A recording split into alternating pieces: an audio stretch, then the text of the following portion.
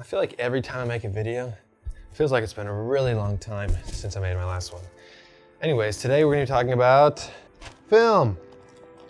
Specifically, a roll of film that I took almost a year ago now in a city called Cody, Wyoming. I took them all on my trusty Nikon N80, the only film camera I own, with my 50mm 1.8 lens.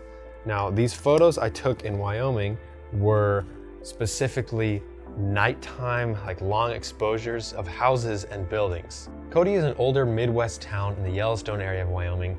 I did go to Yellowstone in my last video, so make sure to go check that video out if you want to see more footage of Yellowstone. But today, I'm just gonna focus on Cody. It's very like classic American, like just old, well-lived in places. So basically me and a couple of my friends were in Cody and we decided late one night that we were gonna go out and just take film photographs of the town. All these photos were taken on Ektar 100 film.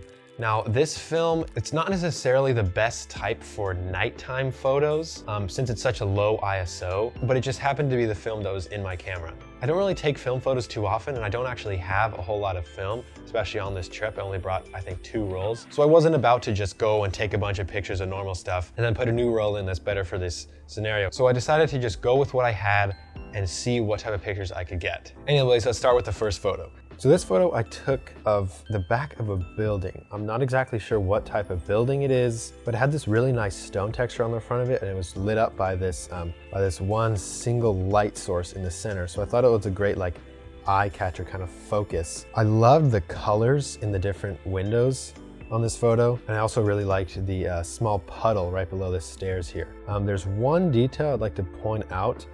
In this top right corner, there's like a fan or AC something, I'm not exactly sure, ventilation, and it has like the coolest purple and blue tones on them, and I really like that in the picture just because it kind of showed the depth of this object. This photo overall came out pretty good. I'm pretty proud of it. It's not necessarily my favorite, but it's a good one. Anyways, let's move to the next one. These next 2 photos I took in an alleyway behind the main downtown street. I really like the dumpster in both of them, how they're kind of prominent in both pictures. I loved the power lines in both photos actually, both on the top right. Telephone wires are very like classic Midwest to me because I used to go to Wyoming like almost every summer and my family would drive out there, and as you drive, you would just, on the side of the roads, you would just see tons and tons of power lines as far as your eyes could see. I really like the red of the brick, especially on this second photo, and I love the reflection. The reflection in this second photo in the puddle on the ground, I think is an amazing feature. I purposely put my camera there so I could see the windows of that building in the reflection on the ground. This first one I'm not as big of a fan of. I really like how the light on this brick wall in the back is kind of like cut in half. It has a kind of cool gradient effect there. There's kind of no clear subject. Not as proud of this one. Yeah, I probably won't be posting this anywhere, but I still think it has just amazing colors. All right, this next one I took of a bank. It's this huge brick building and the bricks kind of didn't come out as well as I had hoped. I feel like this photo is a perfect example of just how green and purple this film can be, especially at night. Like the entire building is purple and the entire gray concrete ground is green. It's definitely not my favorite. I really like the 3 windows that are lit up inside and how all the other windows are dark, but I'm just not a fan of these colors. I tried to do my best to fix them, but this just did not come out as well as I'd hoped for. This next one I'm a big fan of. This was also back in that alleyway.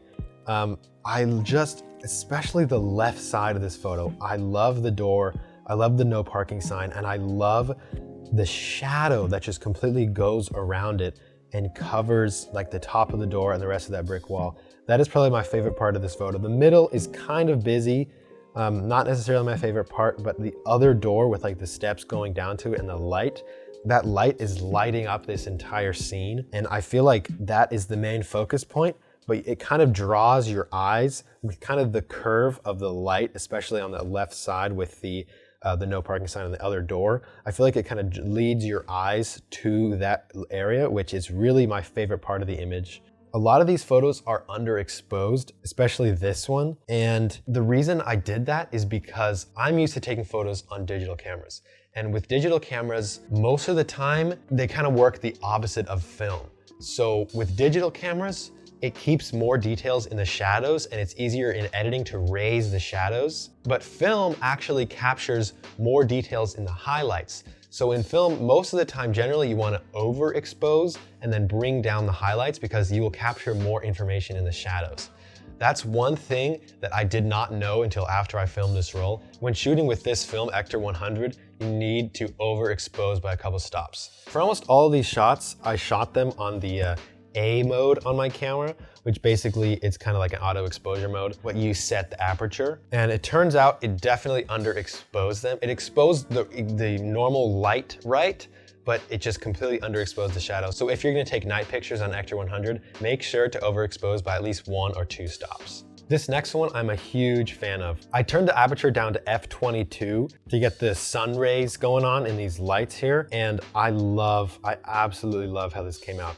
Again, there is a lot of green, especially in the center of this picture, but I love the light on the corner of this building. The way that it just shines on the corner and on the roof, it gives it so much depth, how it's like darker and then it's getting brighter. You can tell that it's like coming towards you. And then this door on the left with the light on top of it. I love the brick. I love the red around that door. I think looking back, I might edit out this right side of the photo just because I feel like it's a better composition and that light on the right kind of distracts from the rest of it. So I think if I were to post this anywhere, I'd probably crop out that part. This next photo was also taken in this alleyway. It's a little more basic. It kind of almost reminds me of like a movie set, like the facades of a building, so you can't really see any other part of it besides just the front. I love the kind of like the ring of light that one single light gives off because it's brighter in the center and then it like fades out all around it. And I really like how that looks. It's kind of a similar theme with all of these. I really like how they came out. There is this big truck that is kind of blocking part of the scene. I don't know if it adds to it necessarily. I'm not a huge fan of it. I feel like I wish the lights were on the truck or something, or maybe I could have just waited for it to move away. I like the balance between the light on the top and this door that's just like completely blank, but it's lit up. You can tell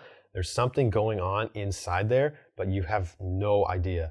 Still underexposed, which I'm not necessarily a fan of, but the main part of this photo I feel like is exposed perfectly. That's exactly what the A mode on your camera will do. All right, I got 2 photos left and these 2 are my favorite. This one is of a pizza restaurant. It's like looking at it from across the street. It's on the downtown and it's very just, to me, it's just so like old town American. Like it feels like something you would see in Napoleon Dynamite or something.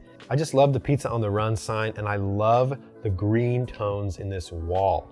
The green tones with like that brick and like the red frame on the door and the windows are such a good color combination and they work really well together. I feel like the trees and the lights on the left kind of represent the busyness of downtown and how it's a little bit off of the actual downtown street, which is cool. I like that because it kind of shows that it's like off the beaten path and more of like a hole in the wall rather than like this huge grand restaurant. This last photo, as we were walking through the downtown, I saw this house with just the weirdest light.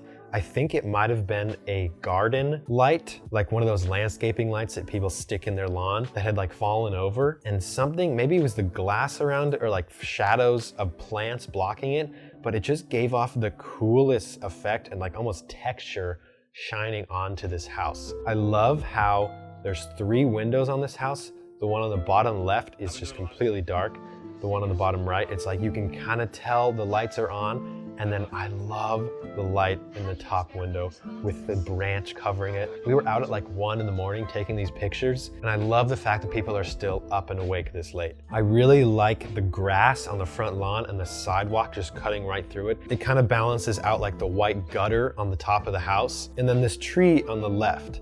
This tree was huge. You couldn't really tell in this picture because it is so underexposed, but this tree is filling the entire top left of this photo. As you can see, it comes down over the window in the upper floor. Now there is a house next to it that came out very orange for some reason. It was definitely more purpley in the original version of this photo. I edited it to be a little more orange just because I thought it kind of reflected the interior lights of this house a little better. I did actually like this photo so much that I went to Walgreens and printed off a simple 4x6 print.